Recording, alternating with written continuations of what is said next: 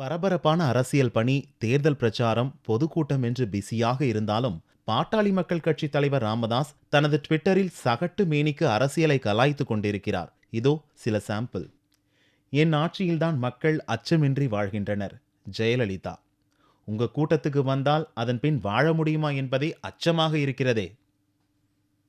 கோவை, ஈரோட்டில் ஜெயலலிதா பிரச்சாரம் ரத்தாகிறது.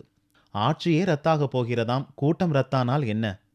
அரசே மதுவிற்கும் என்று கையெழுத்திட்டவர் ஜெயலலிதா. மு.க.ஸ்டாலின். அதை கண்ணை மூடிக்கொண்டு கடைபிடித்தவர் கலைஞர்.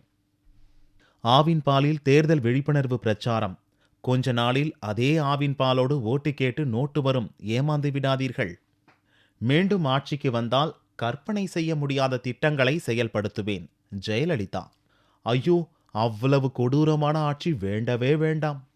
மதுவிலக்கு வந்தவுடன் திமுக மது ஆலைகள் மூடப்படும். கனிமொழி. அதுவரை மது குடித்து மக்கள் செத்தால் கூட பரவாயில்லையா? நல்ல கொள்கை. வேட்பாளர்களை மக்கள் அடித்து விரட்டினால் அது அதிமுக. வேட்பாளர்களை சொந்த கட்சியினரே அடித்து துவைத்தால் அது திமுக. கச்சத்தீவு தாரை வார்ப்பு.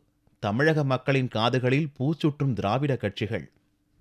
கச்சத்தீவை மீட்டே தீருவேன். ஜெயலலிதா.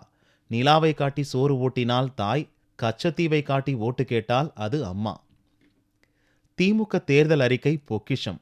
மு.க.ஸ்டாலின். களவாடப்பட்ட பொக்கிஷம்னு சொல்லுங்க தம்பி.